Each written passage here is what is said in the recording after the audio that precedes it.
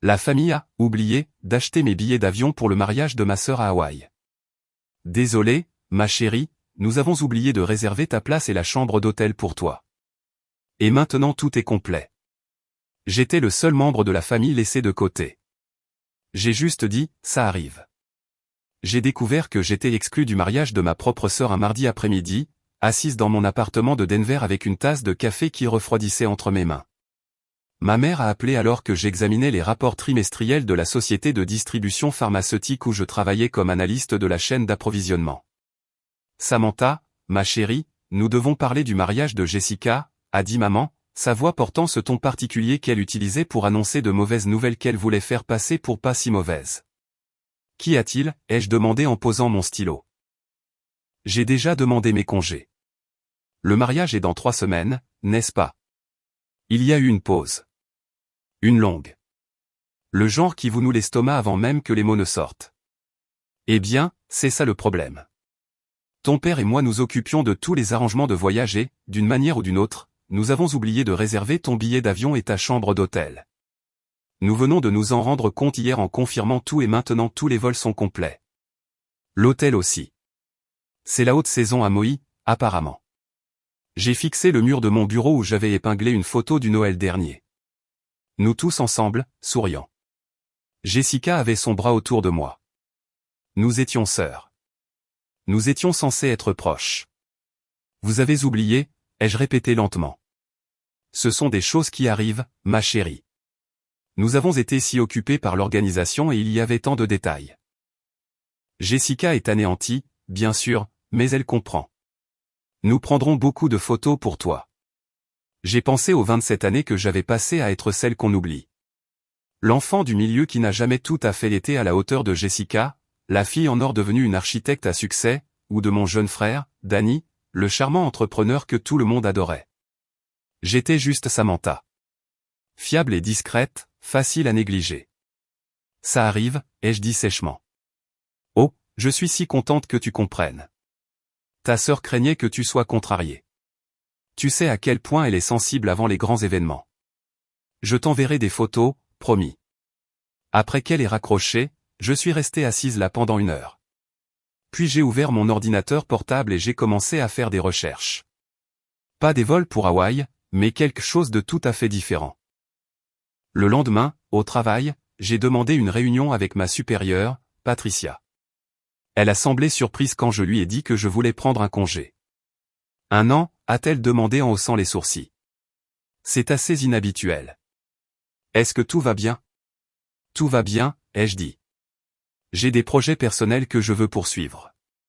Je suis ici depuis 6 ans, et je pense que j'ai besoin d'une pause pour déterminer mes prochaines étapes. Patricia m'a étudié un instant. J'avais toujours été son analyste la plus fiable, celle qui restait tard, qui ne se plaignait jamais, qui réglait les problèmes discrètement sans drame. Tu as beaucoup de jours de vacances accumulés, a-t-elle finalement dit.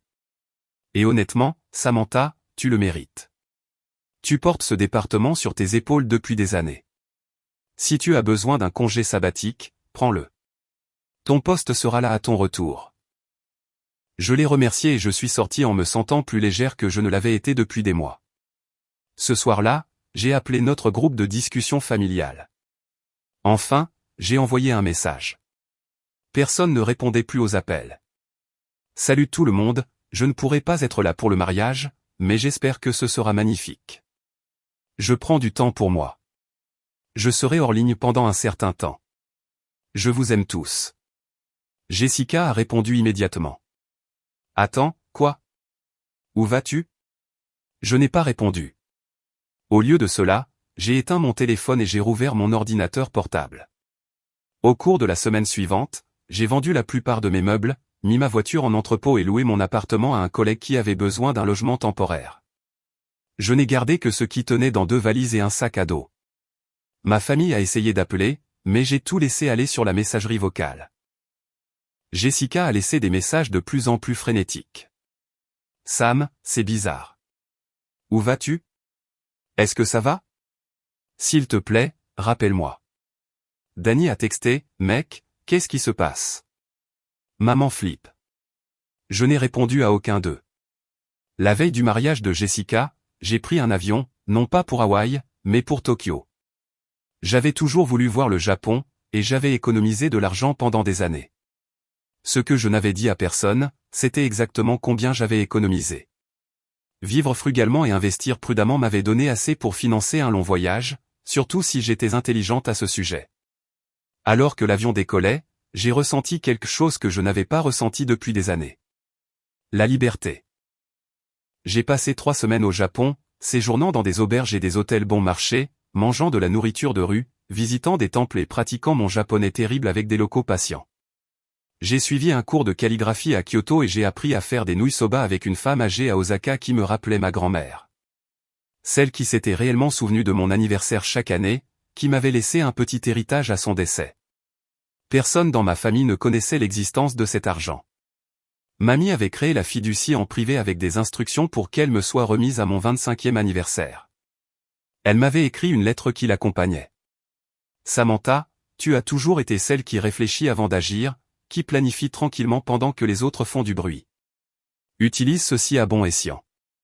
Rends-toi fier. J'en avais investi la majeure partie et l'avais vu fructifier. Maintenant, je l'utilisais exactement comme ma grand-mère l'avait prévu. De Tokyo, je suis allé à Séoul, puis à Bangkok. Je n'ai envoyé aucune photo, aucune mise à jour, rien. J'existais dans une bulle d'anonymat, juste une autre voyageuse avec un sac à dos et un journal. À Chiang Mai, j'ai suivi un cours de 6 semaines en marketing numérique dans une petite école dirigée par des expatriés. J'avais toujours été doué avec les données et l'analyse, et j'ai découvert que j'avais un talent pour comprendre les stratégies commerciales en ligne. Pendant ce temps, selon les rares informations que je recueillais sur mon téléphone éteint lorsque je le vérifiais une fois toutes les 2 semaines dans des cybercafés, ma famille perdait la tête. Le mariage de Jessica avait eu lieu. D'après la seule fois où je me suis connecté aux réseaux sociaux depuis une tablette empruntée, ça avait l'air magnifique. Sable blanc, cérémonie au coucher du soleil, réception élégante. Elle portait une robe magnifique. Tout le monde avait l'air heureux sur les photos. Personne ne semblait me manquer du tout sur les clichés. Mais ma boîte de réception racontait une autre histoire. 47 emails de ma mère, 32 de Jessica, une vingtaine de Dani. Même mon père, qui n'utilisait jamais les emails, en avait envoyé 3. Les objets allaient de « Où es-tu » à « S'il te plaît, appelle-nous » en passant par « Ce n'est plus drôle » et « Nous sommes morts d'inquiétude ». Je n'en ai lu aucun. Pas encore. Au Vietnam, j'ai rencontré une femme nommée Hélène qui dirigeait une petite entreprise d'exportation reliant des artisans vietnamiens à des acheteurs internationaux. Elle venait d'Australie, voyageait depuis 15 ans et avait bâti toute son entreprise à partir d'un ordinateur portable et de beaucoup de détermination. Le truc avec la disparition, m'a-t-elle dit autour d'un café à Hanoï, c'est que tu découvres qui tu es vraiment quand personne ne regarde. Que as-tu découvert, ai-je demandé. Elle a souri. Que je suis beaucoup plus intéressante que ma famille ne m'en a jamais donné le crédit. Nous sommes devenus amis. Elle m'a appris les bases du commerce international, de la gestion de la chaîne d'approvisionnement transfrontalière et comment identifier des produits de qualité. Mon expérience dans la distribution pharmaceutique s'est avérée étonnamment utile. Nous avons commencé à collaborer sur un petit projet aidant un collectif d'artistes céramistes de Hue à atteindre les marchés européens. C'était censé être juste une expérience d'apprentissage. C'est devenu quelque chose de plus. Au 4e mois de mon absence, j'avais aidé à faciliter 3 expéditions réussies et j'avais gagné ma première commission indépendante. Ce n'était pas grand-chose, à peine de quoi couvrir une semaine de dépenses. Mais c'était à moi. De l'argent que j'avais gagné par ma propre initiative. Pas en me présentant consciencieusement à un travail où j'étais apprécié, mais jamais célébré. Hélène a regardé les chiffres et a sifflé. Tu as un don pour ça. As-tu déjà pensé à en faire ton métier à plein temps? Peut-être, ai-je dit. J'ai traversé l'Asie du Sud-Est comme un fantôme. Cambodge, Laos, retour en Thaïlande. J'ai appris à marchander sur les marchés, à repérer l'artisanat de qualité, à comprendre l'équilibre délicat des relations commerciales interculturelles. J'ai suivi des cours en ligne sur le droit du commerce international et la logistique. J'ai travaillé avec d'autres nomades numériques et de petits entrepreneurs. Et lentement, prudemment, j'ai construit quelque chose. Au 6e mois, je dirigeais ma propre petite opération de conseil, aidant des artisans et de petits fabricants à se connecter avec des distributeurs internationaux. J'ai utilisé mon expérience de la chaîne d'approvisionnement pharmaceutique pour optimiser les itinéraires d'expédition et négocier de meilleurs tarifs. J'étais doué pour ça, vraiment doué. L'argent a commencé à affluer plus régulièrement, pas une fortune, mais assez pour financer mes voyages et recommencer à épargner. Plus important encore, j'apprenais et je grandissais d'une manière que je n'avais jamais connue chez moi. Où j'étais toujours juste la fiable Samantha, celle qui ne causait jamais de problème ni ne faisait de vagues. J'ai gardé mon téléphone éteint, sauf pour ces brèves vérifications bimensuelles. Les messages de ma famille avaient évolué. La colère s'était transformée en inquiétude, puis en culpabilité. Maman, ma chérie, nous savons que nous t'avons blessé. S'il te plaît, fais-nous juste savoir que tu es en vie. Jessica, je suis tellement désolé pour le mariage. J'aurais dû vérifier les arrangements moi-même.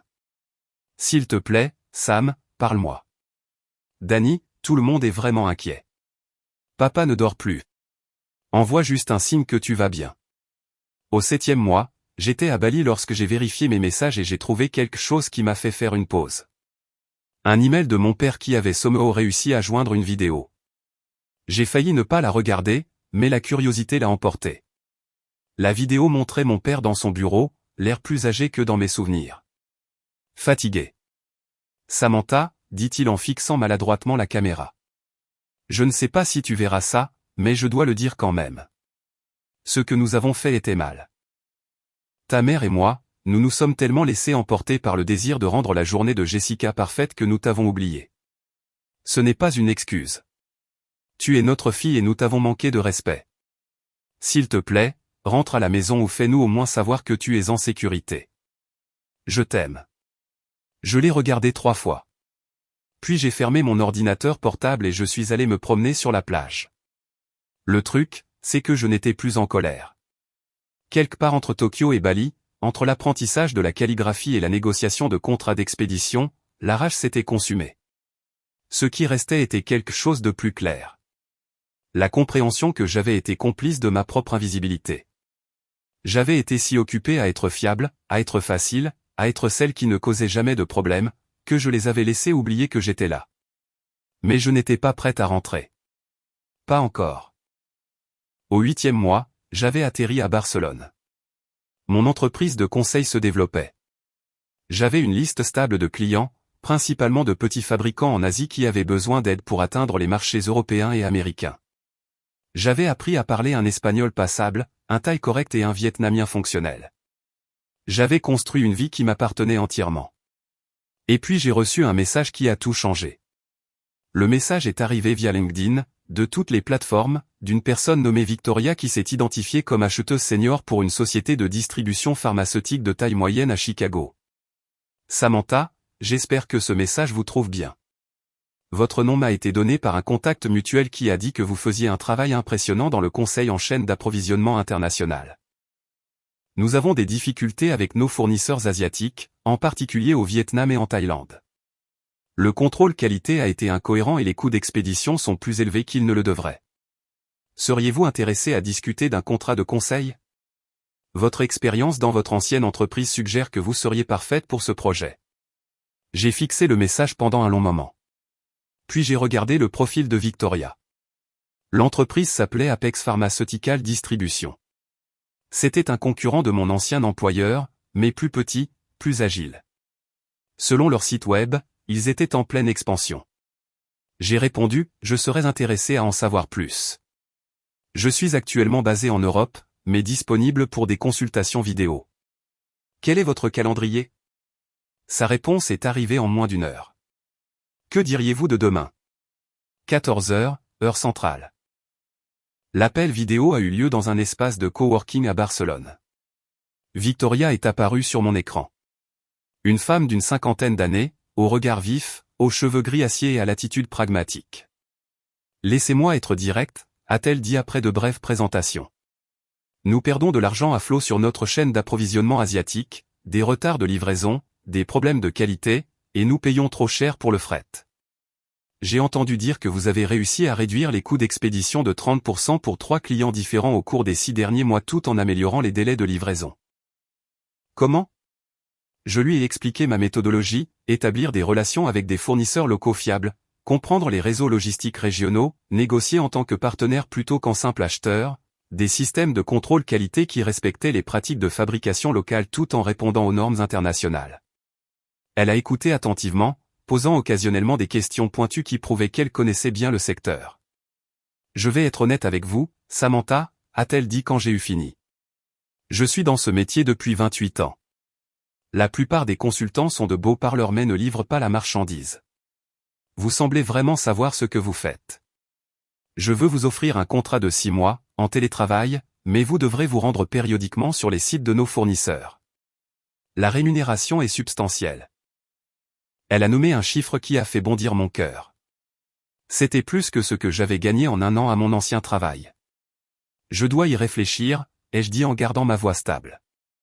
Bien sûr, mais j'ai besoin d'une réponse d'ici vendredi. Nous perdons du terrain face à nos concurrents et j'ai besoin de quelqu'un qui peut agir vite. Après la fin de l'appel, je suis resté assise dans cet espace de coworking pendant 2 heures, réfléchissant. C'était une véritable opportunité, pas seulement une collection de petits contrats de conseil, mais un contrat légitime avec une entreprise en pleine croissance. Cela signifierait de la structure, de la stabilité et la validation de tout ce que j'avais construit au cours des 8 derniers mois. Cela signifierait aussi sortir de mon exil auto-imposé. J'ai pensé à ma famille, aux messages que j'avais ignorés, au fait que j'étais parti depuis 8 mois et qu'ils n'avaient toujours aucune idée d'où j'étais ni de ce que je faisais. Une partie de moi voulait rester cachée pour toujours, continuer à construire cette nouvelle vie où personne ne me connaissait comme l'enfant du milieu oubliable. Mais une autre partie, celle qui s'était renforcée à chaque pays visité et à chaque contrat conclu, savait que la vraie croissance signifiait éventuellement faire face à ce que j'avais laissé derrière moi. Non pas parce que je leur devais quoi que ce soit, mais parce que je me devais la satisfaction de leur montrer exactement qui j'étais devenu. J'ai envoyé un email à Victoria. « J'accepte votre offre.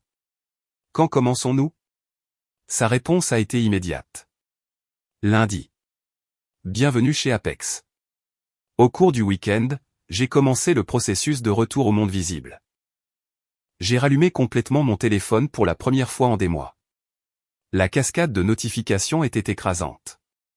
Appels manqués, messages vocaux, textos, emails. Je les ai tous ignorés pour l'instant.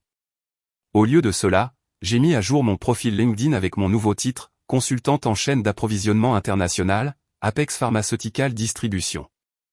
J'ai ajouté des détails sur mon travail de conseil au cours des derniers mois. Soigneusement professionnel mais clairement réussi. Puis j'ai posté une seule mise à jour. Ravi d'annoncer que je rejoins Apex Pharmaceutical Distribution en tant que consultante pour aider à optimiser les chaînes d'approvisionnement internationales. Impatiente de commencer ce nouveau chapitre. Je savais que cela exploserait comme une bombe dans le monde de ma famille. Ils n'avaient aucune idée d'où j'avais été ni de ce que j'avais fait. Maintenant, ils verraient que non seulement j'allais bien, mais que je prospérais. Mon téléphone a commencé à sonner dans les 10 minutes. Jessica. Je l'ai laissé sonner. Puis maman, puis Dani. Je les ai tous ignorés. Au lieu de cela, j'ai passé la soirée à me préparer pour mon nouveau rôle. Victoria avait envoyé des fichiers détaillant les défis actuels de la chaîne d'approvisionnement d'Apex. En les examinant, j'ai réalisé quelque chose qui m'a fait sourire. Un de leurs plus grands concurrents, l'entreprise qui leur taillait des croupières sur les marchés asiatiques, était mon ancien employeur, la société de distribution pharmaceutique où j'avais travaillé pendant 6 ans, où j'avais été la fiable, la discrète, la facilement oubliable Samantha. Et maintenant, on m'engageait spécifiquement pour aider Apex à les battre. L'ironie était délicieuse. Le dimanche soir, j'ai finalement ouvert les messages de ma famille. Des mois d'inquiétude, de culpabilité, de colère, de confusion et de supplications désespérées. Je les ai tous lus, ne ressentant rien d'autre qu'une sorte de pitié distante. Puis j'ai composé un seul message pour le groupe de discussion familiale. Salut tout le monde, je vais bien. J'ai voyagé et travaillé. Désolé pour le silence. Je vous recontacterai bientôt. Simple, sans excuse, n'offrant aucune explication. Jessica a essayé d'appeler immédiatement. J'ai refusé l'appel et j'ai envoyé un texto. Pas encore prête à parler, mais je vais bien. Le lendemain matin, j'ai commencé mon nouveau travail. Victoria a organisé des réunions avec l'équipe de direction d'Apex. J'ai présenté mon évaluation initiale de leurs problèmes de chaîne d'approvisionnement et mes solutions proposées. Ils ont écouté avec le genre d'attention que je n'avais jamais reçu à mon ancien travail. Le PDG, un homme d'affaires avisé nommé Gregory, a hoché la tête tout au long de ma présentation. C'est exactement ce dont nous avions besoin. Bienvenue à bord, Samantha. Je pense que vous allez nous aider à changer la donne. J'ai souri. C'est le plan. Mon premier grand projet pour Apex m'a ramené au Vietnam, où j'avais des relations avec des fabricants que mon ancienne entreprise avait échoué à cultiver correctement à plusieurs reprises. J'ai volé de Barcelone à Ho Chi Minh Ville avec un mandat clair, établir des partenariats fiables avec 3 fournisseurs clés et négocier des contrats qui donneraient à Apex un avantage significatif. Le voyage a été un succès au-delà même des attentes de Victoria. En utilisant les relations que j'avais tissées pendant mes voyages, j'ai obtenu des accords exclusifs avec 2 fournisseurs qui avaient précédemment travaillé avec mon ancien employeur, mais qui étaient devenus frustrés par leur approche rigide et impersonnelle. Le 3e fournisseur était un nouveau contact, une entreprise familiale produisant des emballages pharmaceutiques de haute qualité qui dépassaient les normes américaines tout en coûtant 40% de moins que les alternatives actuelles. Quand je suis retourné à Barcelone et que j'ai présenté les contrats lors d'une vidéoconférence, Gregory s'est levé et a applaudi. Samantha, en 3 semaines, vous avez accompli ce que notre précédent consultant n'a pas pu faire en 6 mois. Ces contrats à eux seuls nous feront économiser près de 2 millions de dollars par an tout en améliorant la qualité. Travail exceptionnel. Victoria a souri, ce que j'avais appris qu'elle ne faisait pas souvent. Je savais que vous étiez le bon choix. L'équipe de direction veut discuter de l'élargissement de votre rôle. Êtes-vous disponible pour un appel demain? Cette nuit-là, j'ai enfin appelé ma famille. Non pas parce que je me sentais obligé, mais parce que j'étais prête. Ma mère a répondu à la première sonnerie. Samantha. Oh mon Dieu. Samantha, c'est vraiment toi? Salut, maman. Où es-tu? Que as-tu fait? Nous avons été si inquiets, tu ne peux pas imaginer. Je suis à Barcelone, dis-je calmement. J'ai voyagé et travaillé. Je suis consultante maintenant. Gestion de la chaîne d'approvisionnement internationale. Il y eut un silence stupéfait. Tu as été en Europe pendant combien de temps? Environ 9 mois au total, en Asie avant ça. 9 mois. Sa voix monta d'une octave. Tu es parti pendant 9 mois, et tu n'as pas pensé à nous dire où tu étais. Tu n'as pas pensé à me dire. Point que je n'étais pas invité au mariage de Jessica avant 3 semaines, dis-je agréablement. J'ai pensé que nous étions quittes. Un autre silence. Celui-ci plus long et plus inconfortable. Samantha, ce n'est pas juste. Nous nous sommes excusés pour ça. C'était une terrible erreur. Ce n'était pas une erreur, maman. Les erreurs sont accidentelles. Vous aviez une liste de personnes pour qui réserver des vols et des hôtels, et mon nom n'y figurait pas. C'était un choix. Ta sœur a été anéantie. Vraiment, ai-je demandé. Parce que quand j'ai regardé les photos du mariage, tout le monde semblait plutôt heureux. Personne n'avait l'air de manquer de quoi que ce soit. Nous devons en parler en famille, a dit maman, sa voix prenant ce ton familier d'autorité maternelle. Quand est-ce que tu rentres? Je ne suis pas encore sûr. Mon travail est ici en ce moment. Quel travail? Tu avais un très bon travail à Denver. J'ai démissionné de ce travail. J'en ai un nouveau maintenant. Un meilleur. Je pouvais pratiquement l'entendre lutter pour digérer cela. Sa fille fiable et prévisible avait disparu pendant 9 mois et revenait en tant que quelqu'un d'inconnaissable. Je veux qu'on en parle correctement, a-t-elle finalement dit. En face à face. Peux-tu au moins faire un appel vidéo pour qu'on puisse te voir? Peut-être plus tard cette semaine. Je dois y aller, maman. Le travail m'appelle. Samantha, attends. J'ai raccroché. C'était étonnamment agréable. L'appel suivant fut pire. Jessica a immédiatement essayé l'approche de la culpabilité. Sam, je n'arrive pas à croire que tu aies disparu comme ça. As-tu la moindre idée de ce que ça m'a fait? Le jour de mon mariage, sachant que ma sœur était quelque part, en colère contre moi. Ça a gâché ta journée? Ai-je demandé. Quoi? Non, mais. Alors je suppose que tout s'est bien passé. C'est cruel, samedi. Ce n'est pas toi. Peut-être que tu ne sais pas qui je suis, ai-je dit. Peut-être que personne ne le sait. Nous avons grandi ensemble. Je suis ta sœur. Les sœurs se souviennent d'inviter l'une l'autre à leur mariage. Jessica pleurait maintenant. Ce n'était pas de ma faute. Maman et papa s'occupaient du voyage. Je leur ai fait confiance pour s'en occuper. Tu leur as fait confiance pour s'occuper de tout, sauf de vérifier si ta sœur était réellement invitée. Ça veut dire quelque chose, Jessica. Je suis désolé. Combien de fois dois-je le dire? Je ne suis plus en colère, ai-je dit honnêtement. J'en ai juste marre d'être invisible. Tu n'as jamais été invisible pour moi. J'étais. Je suis l'ennuyeuse, tu te souviens? Celle sans la carrière d'architecte ou le mariage parfait ou la vie intéressante. Juste la vieille et fiable Sam que l'on pouvait oublier parce qu'elle serait toujours là de toute façon. Ce n'est pas vrai. Alors dis-moi, Jessica, quand est-ce que tu m'as demandé pour la dernière fois comment allait ma vie, ce que je voulais, ce que je faisais, ce qui comptait pour moi? Le silence s'était tiré. Elle ne pouvait pas répondre parce qu'elle ne s'en souvenait pas, parce que ce n'était jamais arrivé. Je dois y aller, ai-je dit. Félicitations pour ton mariage. J'espère que vous êtes très heureux. J'ai raccroché avant qu'elle ne puisse répondre. Danny a essayé une approche différente. La colère. Putain, Sam. Tu as juste disparu pendant 9 mois. Tu sais à quel point ça a rendu tout le monde fou? Papa pensait que tu étais peut-être morte. J'ai envoyé un message disant que j'allais bien. Un message en 9 mois.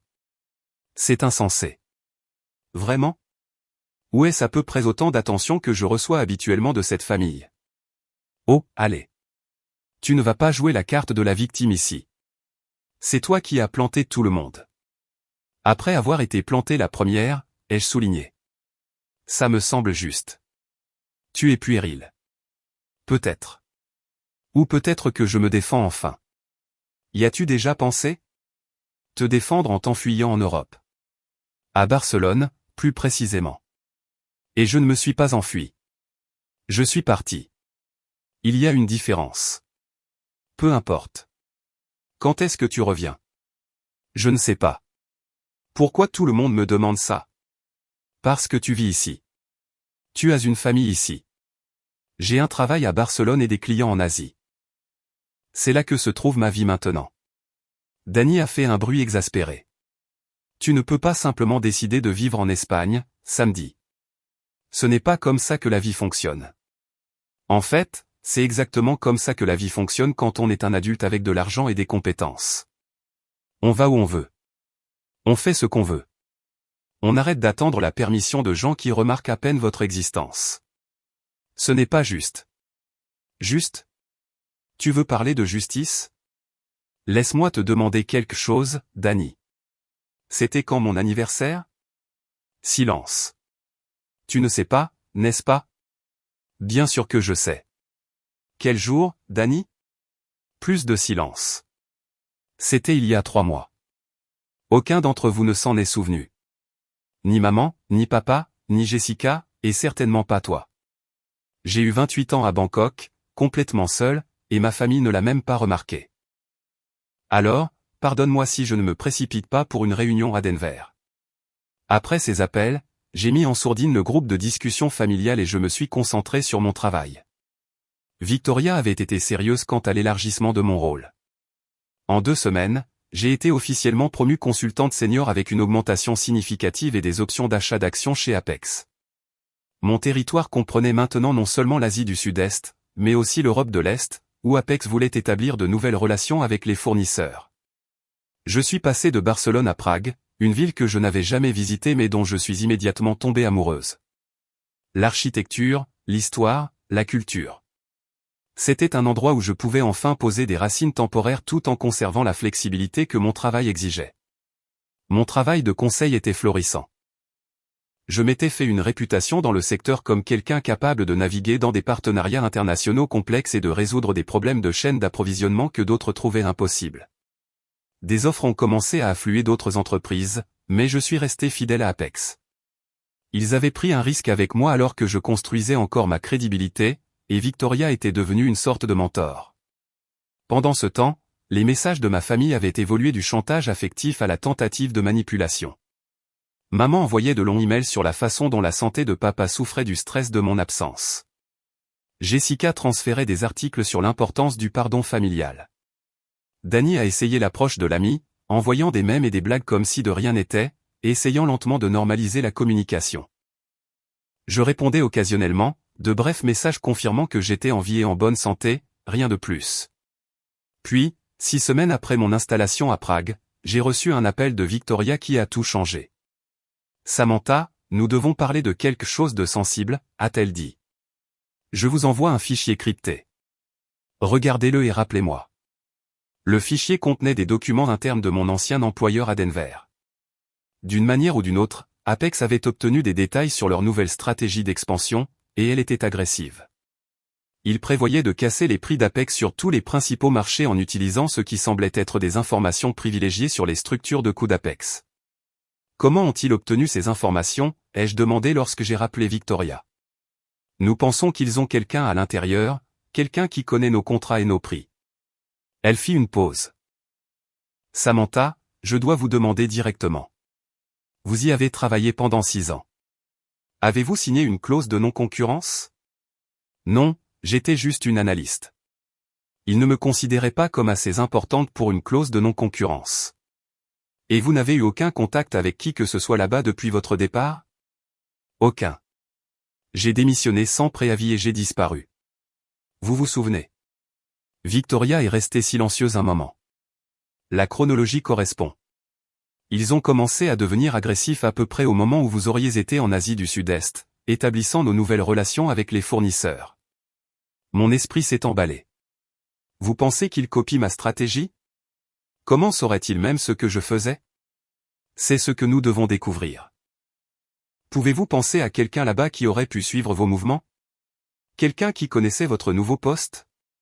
J'ai repensé à mon ancien bureau, aux personnes avec qui j'avais travaillé pendant 6 ans.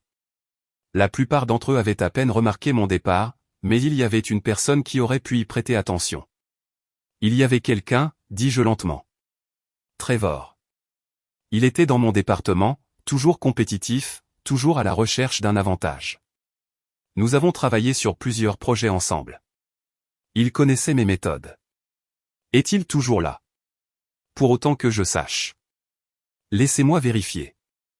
Je me suis connecté à LinkedIn pour la première fois en plusieurs semaines. Le profil de Trevor montrait qu'il était toujours chez mon ancien employeur, mais il avait été promu. Il était maintenant directeur de la stratégie de la chaîne d'approvisionnement internationale. Mon travail, la promotion pour laquelle j'avais tranquillement travaillé pendant 6 ans. Victoria, il a mon ancien poste. Ou plutôt le poste que j'aurais dû avoir. Envoyez-moi ces informations. Nous devons déterminer s'il suit votre travail. Au cours de la semaine suivante, l'équipe de Victoria a enquêté. Ce qu'ils ont trouvé était à la fois flatteur et exaspérant. Trevor avait en effet surveillé mon profil LinkedIn, mes activités de conseil et même mes schémas de voyage. Il avait utilisé mon succès comme une feuille de route, suivant 3 mois derrière, approchant les mêmes fournisseurs avec qui j'avais travaillé et essayant de saper les relations que j'avais bâties. Mais il n'était pas aussi doué que moi. Il manquait de sensibilité culturelle, de patience, des véritables compétences en matière de relations. La plupart des fournisseurs qu'il a approchés avaient rejeté ses offres ou lui avaient donné un accès minimal, restant fidèle au partenariat que j'avais établi. Néanmoins, ces tentatives causaient des problèmes. Les fournisseurs étaient confus de voir 2 entreprises américaines différentes les approcher avec des stratégies similaires. Certains commençaient à se méfier des 2 entreprises, craignant d'être pris dans des jeux d'entreprise. Nous devons mettre un terme à cela, a déclaré Victoria lors de notre appel stratégique. Samantha, je sais que c'est beaucoup demandé, mais seriez-vous prête à retourner à Denver? Apex veut ouvrir un bureau régional aux États-Unis, et nous pensons que votre présence là-bas enverrait un message fort. De plus, vous pourriez directement contrer tout ce que Trevor fait. J'y ai réfléchi. Denver, chez moi, l'endroit que j'avais fui il y a 1 an. Quand, ai-je demandé? Dans 3 mois. Cela vous donne le temps de terminer vos projets en Europe de l'Est et de les transmettre à quelqu'un d'autre. Nous voulons que vous vous concentriez sur le marché américain et que vous concurrenciez directement votre ancienne entreprise. Ils réaliseront que je les cible spécifiquement. Bien. Laissez-les s'en rendre compte.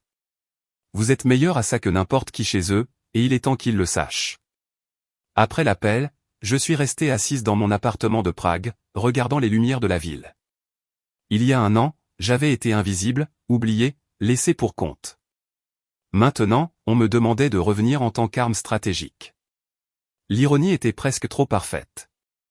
J'ai appelé ma mère. Il était temps. Maman, je reviens à Denver. Le son qu'elle a fait était quelque part entre un allaitement et un sanglot. Vraiment? Oh, Samantha, je suis si contente. Quand? Dans 3 mois, pour le travail. Apex ouvre un bureau régional là-bas et je le dirigerai. Tu dirigeras un bureau?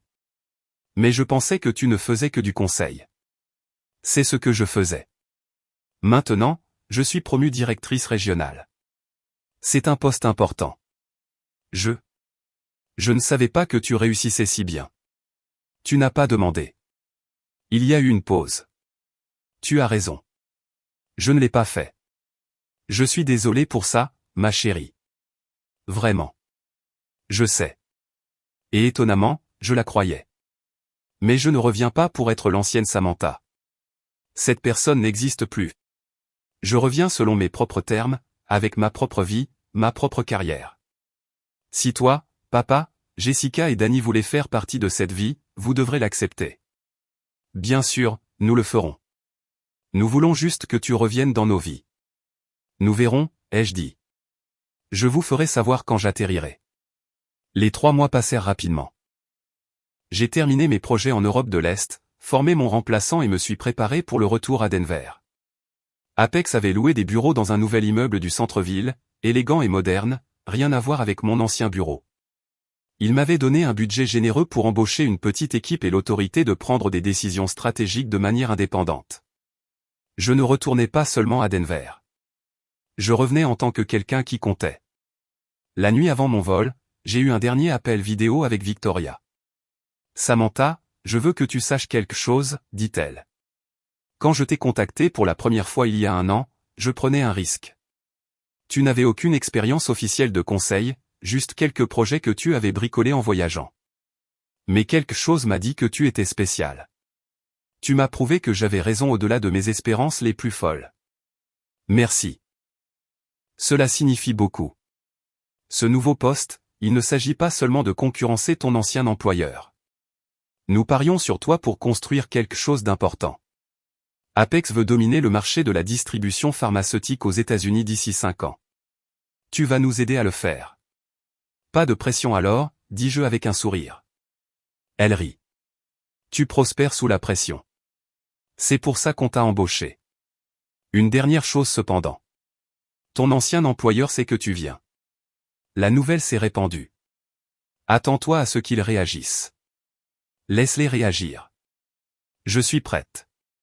J'ai atterri à Denver un après-midi d'octobre vif, exactement 1 an et 1 mois après mon départ. La ville avait l'air la même, mais je me sentais complètement différente. Je me suis enregistré à un hôtel. Apex payait pour un logement temporaire jusqu'à ce que je trouve un appartement et j'ai passé la soirée à déballer et à me préparer pour mon premier jour au nouveau bureau. Je n'ai pas encore contacté ma famille. Ça pouvait attendre. Le bureau régional d'Apex se trouvait au 14e étage d'un immeuble du quartier de Lodo. Des baies vitrées offraient une vue sur les montagnes. Mon bureau avait mon nom sur la porte, Samantha, directrice régionale. Je suis resté sur le seuil un instant, m'imprégnant de la scène. Il y a 1 an, j'étais une analyste dans un cubicule, facilement oubliée. Maintenant, j'avais un bureau avec mon nom dessus et une équipe à construire. Ma première embauche était cruciale. J'avais besoin de quelqu'un qui comprenait le marché local, mais qui n'était pas lié aux acteurs existants. J'ai passé 2 semaines à interviewer des candidats et je l'ai trouvé. Patricia, pas mon ancienne supérieure, une autre Patricia. Cette Patricia était une ancienne directrice des opérations dans une entreprise de dispositifs médicaux. Vive et ambitieuse, exactement ce dont j'avais besoin. Je vais être honnête, a-t-elle dit lors de son entretien. Je sais qui vous êtes. Je sais que vous travaillez dans l'entreprise que nous concurrençons. Ça rend les choses intéressantes. Intéressantes comment, ai-je demandé. Parce que tout le monde dans le secteur parle de vous. L'analyste qui a disparu et qui est revenu en tant que consultante qui s'est fait une réputation en Asie plus vite que quiconque ne le pensait possible et qui est maintenant positionnée pour affronter son ancien employeur. C'est une belle histoire. Ce n'est pas une histoire. C'est ma vie. Encore mieux, a dit Patricia avec un sourire. Je veux en faire partie. Quand est-ce que je commence? Elle a commencé le lundi suivant. Ensemble, nous avons commencé à construire l'opération. 2 autres embauches ont suivi, un coordinateur logistique et un analyste commercial. Une petite équipe, mais efficace. Pendant ce temps, ma famille devenait insistante. Ils savaient que j'étais de retour à Denver. J'avais posté sur mon nouveau post sur LinkedIn, mais je ne les avais pas contactés. Finalement, après 2 semaines, j'ai accepté de dîner avec eux. Pas à la maison, mais dans un restaurant. Terrain neutre. Ils étaient tous là. Maman, papa, Jessica avec son mari, Brandon, et Danny. Ils avaient l'air plus âgés, plus fatigués. Ou peut-être que je les voyais juste clairement pour la première fois. Le dîner a commencé maladroitement. Tout le monde essayait trop d'être normal, de prétendre que l'année dernière n'avait pas eu lieu. Finalement, mon père s'est éclairci la gorge. Samantha, nous te devons des excuses. De vraies excuses. Ce que nous avons fait, te laisser en dehors du mariage de Jessica, c'était impardonnable. Nous nous sommes laissés emporter par l'excitation et l'organisation. Et nous avons oublié la chose la plus importante. Toi. Nous ne l'avons pas oublié, a interjeté maman. Nous avons juste. Nous l'avons oublié, a dit papa fermement. Soyons honnêtes. Samantha a toujours été l'enfant facile, celle qui n'avait pas besoin d'attention, qui ne demandait pas les feux de la rampe, et nous en avons profité. Nous l'avons laissé passer au second plan parce que c'était pratique. Jessica pleurait doucement. Danny fixait son assiette. Je suis désolé, a poursuivi papa. Tu méritais mieux de notre part. Tu mérites mieux de notre part. Si tu nous donnes une chance, nous voulons faire mieux. Je les ai regardés chacun leur tour. Ma famille, les gens qui m'avaient façonné, oublié, et qui m'avaient involontairement poussé à devenir quelqu'un de plus fort. J'apprécie cela, dis-je prudemment. Mais j'ai besoin que vous compreniez quelque chose. Je ne suis pas la même personne qui est partie. Je n'ai plus besoin de votre approbation. Je n'ai pas besoin d'être incluse dans les événements familiaux pour me sentir valorisée. J'ai construit une vie qui compte pour moi, avec ou sans vous. Nous comprenons, a dit maman rapidement. Nous voulons juste être dans ta vie, peu importe à quoi cela ressemble. Alors vous devez accepter que ma vie est ici à Denver, mais aussi à Prague et à Bangkok et partout où mon travail m'emmène. Vous devez accepter que je suis réussie et indépendante. Vous devez arrêter de me traiter comme la fiable et ennuyeuse Samantha qui existe pour mettre tout le monde à l'aise. Nous n'avons jamais pensé que tu étais ennuyeuse, a dit Jessica, la voix chargée de larmes. Je l'ai regardée. Ma sœur, que j'avais autrefois idolâtrée. Si, vous l'avez tous pensé. Mais ce n'est pas grave. Ça m'a appris quelque chose d'important. Quoi, a demandé Danny. Qu'être oublié peut être le plus grand des cadeaux. Ça m'a forcé à découvrir qui j'étais sans vous. Et j'aime qui j'ai trouvé. Le dîner s'est terminé avec des plans provisoires pour rester en contact. J'ai promis de venir occasionnellement au dîner du dimanche. Ils ont promis de se souvenir de mon anniversaire l'année prochaine. De petits pas vers quelque chose qui pourrait éventuellement ressembler à une relation saine. Mais je ne retenais pas mon souffle. Le vrai test est arrivé 2 semaines plus tard, lorsque Trevor m'a contacté. Son message sur LinkedIn était bref. J'ai entendu que tu es de retour en ville. On devrait prendre un café. J'adorerais entendre parler de tes voyages. J'ai fixé le message pendant un long moment. Il avait suivi mon travail, copié mes stratégies, essayé de profiter de mon succès alors que j'avais été invisible pour lui lorsque nous travaillions dans le même bureau. J'ai répondu, bien sûr, que dirais-tu de mardi à 10 heures? Il a suggéré un café près de mon ancien bureau. J'ai contre-proposé un près de mon nouveau bureau. Il a accepté. Il était temps de rappeler à tout le monde qui leur avait appris leur meilleur coup. Trevor avait l'air exactement comme je me souvenais. Confiant, soigné, le genre de personne qui avait toujours été remarquée tandis que je me fondais dans le décor. Il s'est levé quand je suis entré dans le café, affichant le sourire charmant qui l'avait probablement aidé à obtenir cette promotion. Samantha, tu as l'air en pleine forme. L'Europe t'a clairement réussi. En effet, dis-je en lui serrant brièvement la main avant de m'asseoir. Nous avons commandé du café, avons échangé des banalités sur la croissance de Denver, le temps, rien de substantiel. Il tournait autour du pot, essayant de trouver comment aborder ce qu'il voulait vraiment discuter. Finalement, il s'est penché en avant. Je dois dire que j'ai suivi ton travail. Très impressionnant ce que tu as fait en si peu de temps. Cette affaire au Vietnam dont tout le monde parle. Brillant. Merci. Tu as toujours été doué pour le travail de détail. Je me souviens quand nous avons travaillé ensemble sur ce projet en Thaïlande. Tu avais une approche si méthodique. J'ai souri légèrement. Je me souviens de ce projet. Tu as présenté mon analyse aux dirigeants et tu t'en es attribué le mérite. Il a eu la décence d'avoir l'air mal à l'aise. C'est juste comme ça que les choses fonctionnaient à l'époque. Un effort d'équipe, tu sais. Bien sûr. J'ai siroté mon café. Alors, pourquoi voulais-tu me rencontrer? Trevor s'est détendu, pensant qu'il avait réussi à passer outre le passé. Je voulais te sonder sur les marchés asiatiques. Nous nous y développons et honnêtement, nous pourrions utiliser les conseils de quelqu'un qui a été sur le terrain. Tu veux que j'aide mon concurrent? Nous n'avons pas à être des concurrents. Il y a de la place pour plusieurs acteurs sur ce marché. Peut-être pourrions-nous même collaborer sur certains projets. J'ai posé ma tasse de café avec soin. Trevor, tu suis mon profil LinkedIn depuis 1 an. Tu as approché les mêmes fournisseurs que j'ai cultivés, en utilisant les mêmes stratégies que j'ai développées, en essayant de reproduire mon succès, et maintenant tu veux collaborer. Son visage a traversé plusieurs expressions avant de se fixer sur la défensive. Je ne sais pas de quoi tu parles. Si, tu le sais. La question est pourquoi. Tu as eu la promotion que j'aurais dû avoir. Tu es au poste pour lequel j'ai travaillé pendant 6 ans. Pourquoi es-tu si intéressé par ce que je fais? Il est resté silencieux un moment et j'ai vu quelque chose vaciller sur son visage. Pas de la culpabilité, de l'envie. Parce que tu es doué pour ça, a-t-il finalement dit. Meilleur que moi, peut-être. Tu l'as toujours été. Tu vois des choses que les autres ne voient pas. Tu construis des relations qui durent. Et maintenant, tu es avec Apex et ils nous battent sur tous les marchés où tu touches. Et c'est la faute de qui? Je ne t'ai pas forcé à partir. Non, tu t'es juste assuré que je reste assez invisible pour que partir soit la seule option.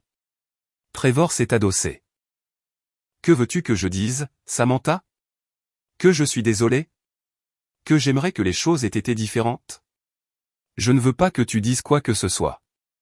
Je voulais que tu saches que je sais exactement ce que tu as fait et que ça n'a pas marché. Les fournisseurs que tu as approchés, ils m'ont parlé de tes offres. Ils ont ri de la façon dont tu comprenais mal leur culture d'entreprise, comment tu as essayé de forcer des accords au lieu de construire des partenariats. Sa mâchoire s'est crispée. Nous nous en sortons bien. Vous perdez des parts de marché face à Apex. En 6 mois, nous avons capturé 15% du marché de la distribution pharmaceutique en Asie du Sud-Est. Votre entreprise a chuté de 12% sur la même période. Ces chiffres sont publics, Trevor. Tout le monde peut les voir. Alors, tu es revenu ici pour te vanter? Non, je suis revenu ici pour finir ce que j'ai commencé. Je me suis levé. Trevor a levé les yeux vers moi, et pour la première fois depuis toutes les années que je le connaissais, j'ai vu de l'incertitude dans ses yeux. Profite de ton café, ai-je dit. Et Trevor, arrête de suivre mon profil LinkedIn. C'est un peu pathétique. Je suis sorti sans me retourner.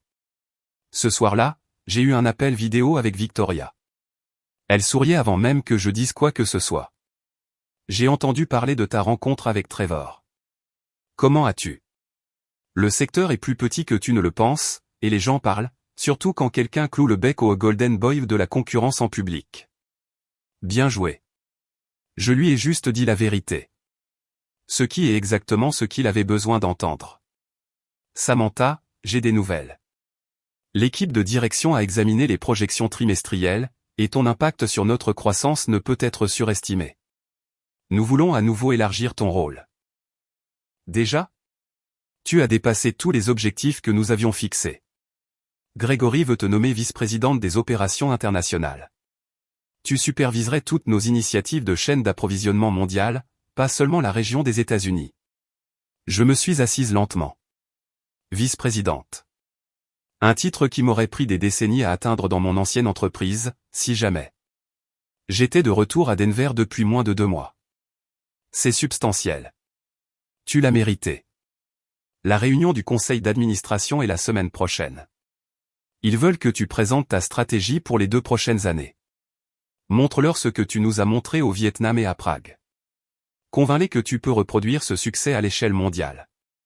Après l'appel, je suis restée assise dans mon appartement, regardant la ligne d'horizon de Denver.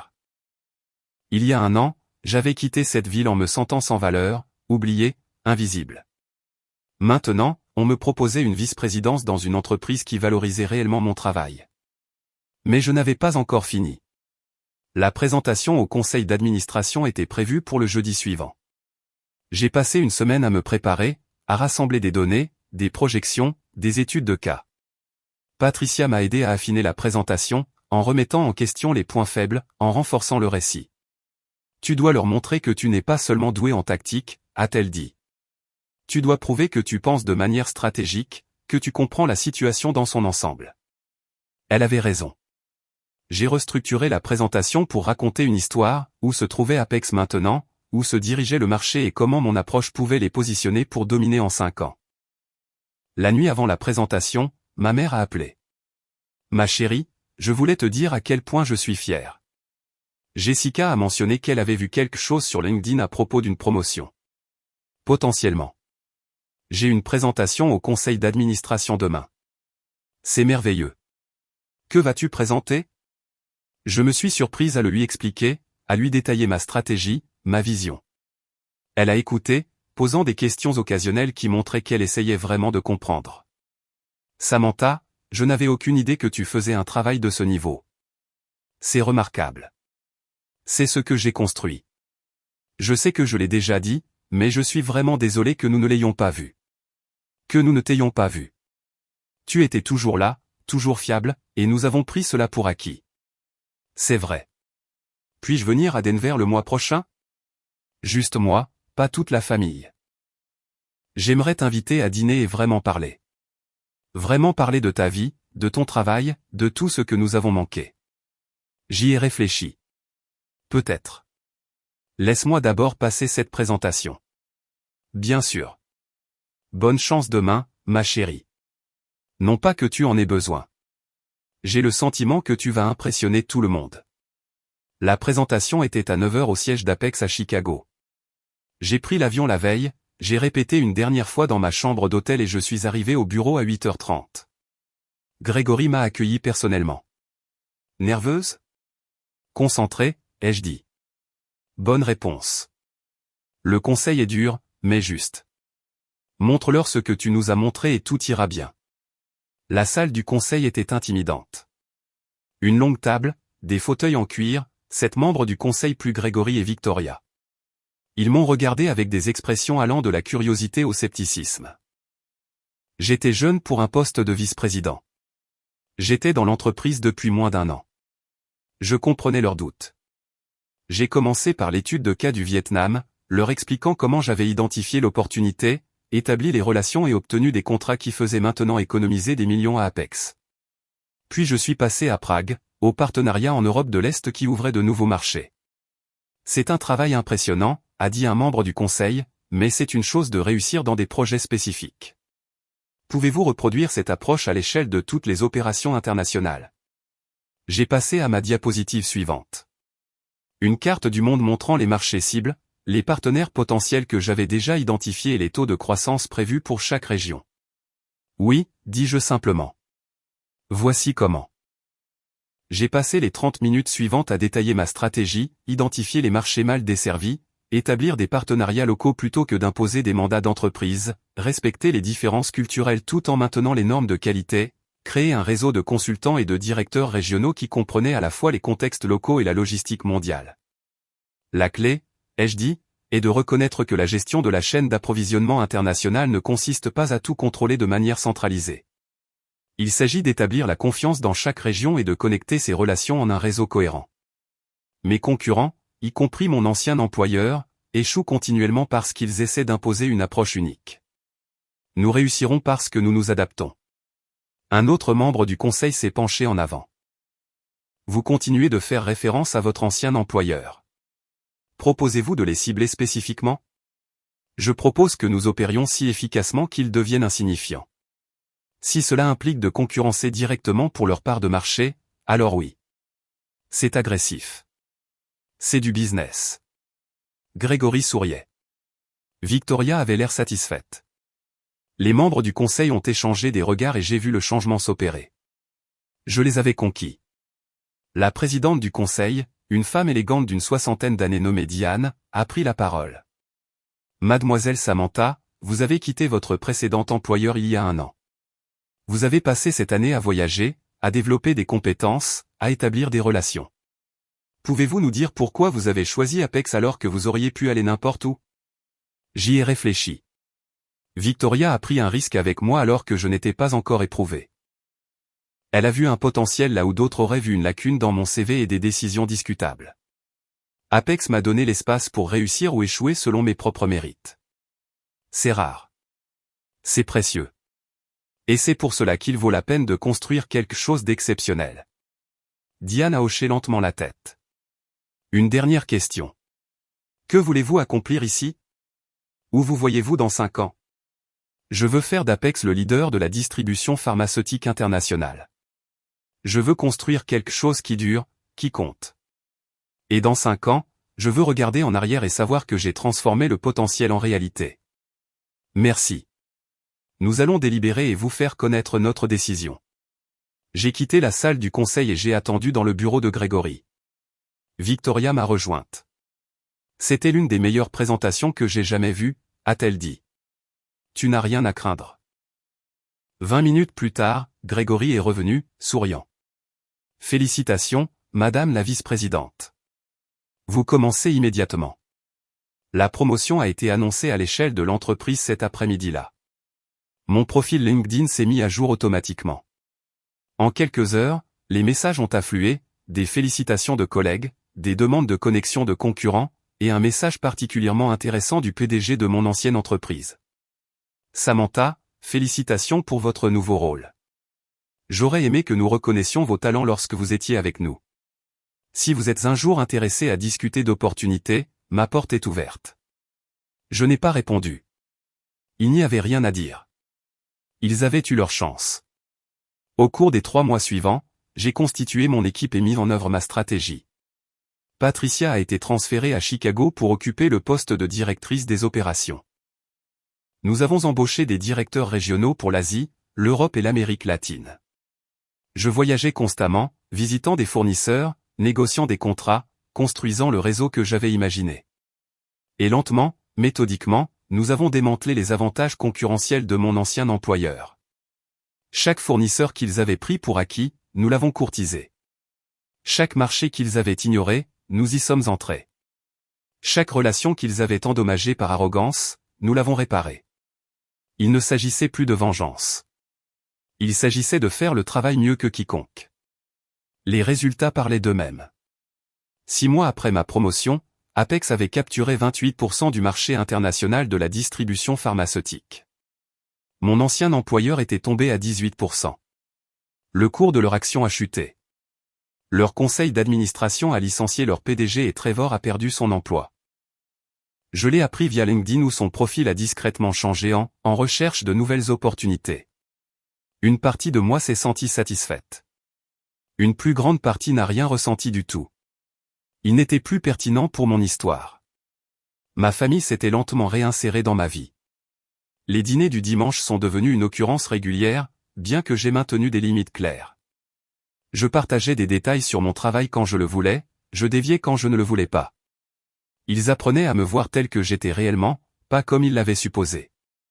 Jessica et moi avons pris un café un après-midi, juste nous deux. J'ai beaucoup réfléchi à ce que tu as dit, a-t-elle commencé. Sur le fait que je ne t'ai jamais demandé comment allait ta vie. Tu avais raison. J'étais tellement concentré sur ma carrière, mon mariage, ma vie que je n'ai jamais considéré la tienne. Je sais. Je veux faire mieux. Peux-tu me parler de ton travail? Vraiment, dis-moi, pas seulement la version LinkedIn. Alors, je l'ai fait. Je lui ai parlé du Vietnam, de l'apprentissage de la négociation dans différentes cultures, de la satisfaction de construire quelque chose à partir de rien. Elle a écouté, vraiment écouté, posant des questions qui montraient un intérêt sincère. Tu sais ce qui est drôle? A-t-elle dit quand j'ai eu fini. J'ai toujours pensé que j'étais la sœur qui réussissait, celle avec la carrière impressionnante et la vie parfaite. Mais tu as construit quelque chose que je n'aurais jamais pu. Tu as pris un risque énorme, tu t'es réinventée et tu es revenue plus forte. En fait, je suis jalouse. Ne le sois pas, ai-je dit. Tu as ton chemin. J'ai le mien. Ils n'ont pas à rivaliser. Quand es-tu devenu si sage? J'ai souri. Quelque part entre Bangkok et Barcelone. 1 an et demi après avoir disparu de la vie de ma famille, je me tenais au siège d'Apex à Chicago, regardant les projections trimestrielles. Nous venions de conclure le plus gros contrat de l'histoire de l'entreprise, un partenariat exclusif avec un consortium de fabrication en Inde qui fournirait 30% du marché pharmaceutique américain. Grégory m'a appelé dans son bureau. Samantha, le conseil veut vous offrir un siège. Vous seriez le plus jeune membre du conseil d'administration de l'histoire d'Apex. J'ai accepté. Ce soir-là, je me suis offert un dîner dans un bon restaurant. Pas de famille, pas de collègues, juste moi. J'ai commandé du vin, un steak parfait et un dessert. Je suis resté assise là, savourant chaque bouchée, pensant au voyage qui m'avait amené ici. Il y a 2 ans, j'avais été invisible, oublié, laissé pour compte. Aujourd'hui, j'étais membre du conseil d'administration d'une grande société de distribution pharmaceutique, supervisant les opérations internationales sur 4 continents, gagnant plus d'argent que je n'avais jamais imaginé possible. Mais plus que cela, j'étais devenu quelqu'un que je respectais, quelqu'un qui n'attendait pas la permission ou la validation, quelqu'un qui a tracé son propre chemin lorsque l'ancien a disparu. Mon téléphone a vibré. Un message de ma mère. J'ai vu la nouvelle de ta nomination au conseil d'administration. Tellement fier de toi, ma chérie. Dîner du dimanche pour fêter ça? J'ai souri et j'ai tapé en retour, peut-être. J'ai un vol pour Singapour lundi. Laisse-moi vérifier mon emploi du temps. Parce que c'était ma vie maintenant. Des vols internationaux, des réunions du conseil d'administration, des décisions stratégiques qui affectaient des milliers de personnes, et une famille qui avait enfin appris que je valais la peine d'être rappelé. Dans les mois qui ont suivi, les conséquences pour ceux qui m'avaient négligé sont devenues douloureusement claires. Trevor n'a jamais retrouvé son élan professionnel, prenant un poste subalterne dans une entreprise beaucoup plus petite où il est resté coincé pendant des années, se demandant toujours ce qui aurait pu être.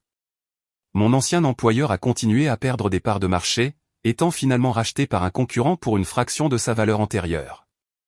L'équipe de direction qui m'avait écarté pour des promotions s'est retrouvée à expliquer aux actionnaires comment ils avaient perdu le stratège le plus précieux de l'industrie.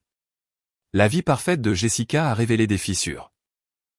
Son mariage a lutté sous le poids de l'entreprise ratée de son mari, et elle m'appelait souvent pour des conseils, me voyant enfin comme quelqu'un de valable à consulter. Mes parents, humiliés par la proximité avec laquelle ils avaient failli me perdre entièrement, ont fait de véritables efforts pour comprendre ma vie, bien qu'ils ne comprendraient jamais pleinement la profondeur de ce que leur négligence m'avait coûté. Alors que je suis assise dans mon bureau de Chicago maintenant, regardant les avions décoller vers des destinations que je visiterai la semaine prochaine, je réalise que la plus grande vengeance n'était pas leur chute, mais mon ascension. Ils m'ont oublié, et dans cet oubli, ils m'ont libéré pour devenir extraordinaire.